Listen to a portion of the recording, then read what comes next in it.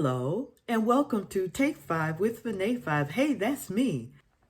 For the next few minutes, I want to walk us through how the various presidents transitioned power from their administration to the next, and how their purpose was not necessarily in their administration, but their character came through as they transitioned power and the things they did after leaving the White House.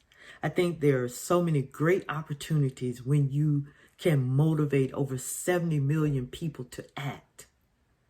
What will you do with that? Will you bring the country together?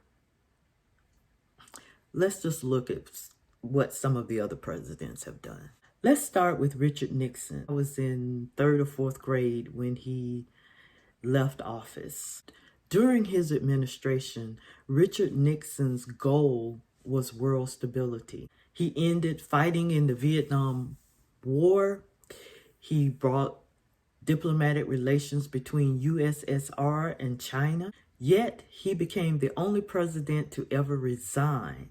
Now, when Watergate broke out, he denied everything until the evidence proved that he was complicit in the Watergate scandal. He had to turn over tapes, the Watergate tapes. So on August 8th, 1974, Richard Nixon announced that he would resign to start the healing process that the nation so desperately needed. So after Richard Nixon resigned, Gerald Ford finished out the term, and Jimmy Carter became the next president. Jimmy Carter is best known for his Camp David Accords. He also had success with the Strategic Arms Limitation Talks.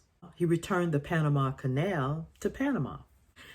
Now, his administration was in place when there was a great economic crisis and when Iranian students stormed the embassy, the United States Embassy in Iran, taking more than 60 hostages, holding them for 444 days, and releasing them when Ronald Reagan was inaugurated.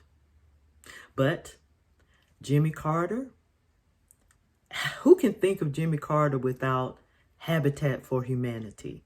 And after his presidency, he became known as a great diplomacy and conflict mediator on the grand scale, the world scale. But his humility, his humanity is demonstrated in the Habitat for Humanity. He even continued to work during severe illness. Jimmy Carter. It's said that President Reagan arrived a little bit early to the White House, but the transition of power was very smooth. Ronald Reagan is best known as the great communicator, and remember the speech, "Tear down this wall." He's also known for cuts in domestic discretionary spending and increasing the military budget and cutting taxes.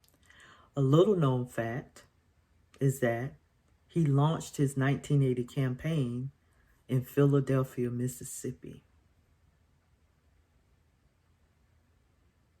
After Ronald Reagan's administration, we had George W.H. Bush to come in. And it's said that during those transitional talks that Mr. Reagan said he was definitely ready to go and welcomed the transition. Foreign policy drove the Bush administration. We lived through the invasion of Panama and the Gulf War. His administration was also impacted by the economic recession, and he too was a one-term president. After a bitter campaign, George W.H. Bush transitioned power of the White House to Bill Clinton. During the transition, it said that they discussed foreign policy hotspots, not domestic policy.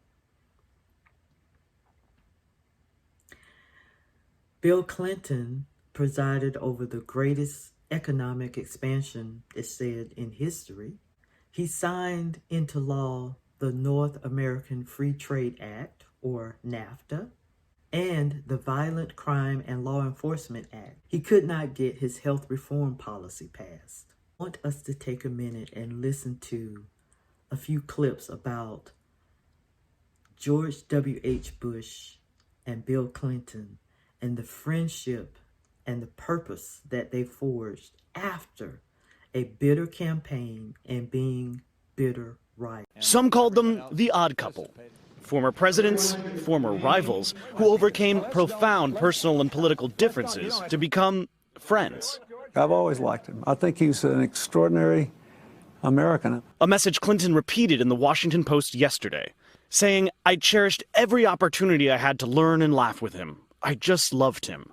People think, well, you run against each other, you're enemies, political enemies. Well, we were friends before he beat me, before we ran against each other, and we've been friends afterward. But the two weren't always so close. We didn't invite that term, Slick Willie. We didn't invite it.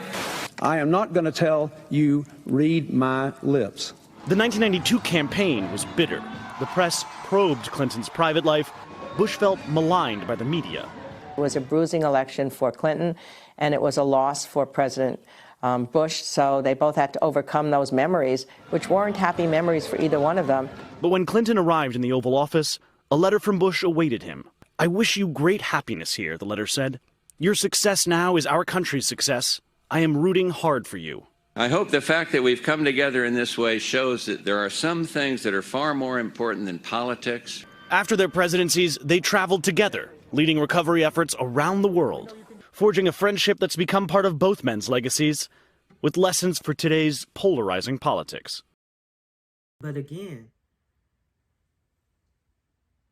POTUS number 45 has lifted the skirts of Lady Liberty, and we see the ingrained wound that needs to be healed. We can't keep picking at it.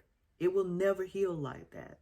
We have to admit it, we have to address it, and that is the only way that it will heal. I love my country. Politics are everywhere. Power does not corrupt people. People corrupt power. And when power becomes the center of one's existence, the fear of losing that power makes people go absolutely off the rails. And every person with breath has purpose. Purpose can be served.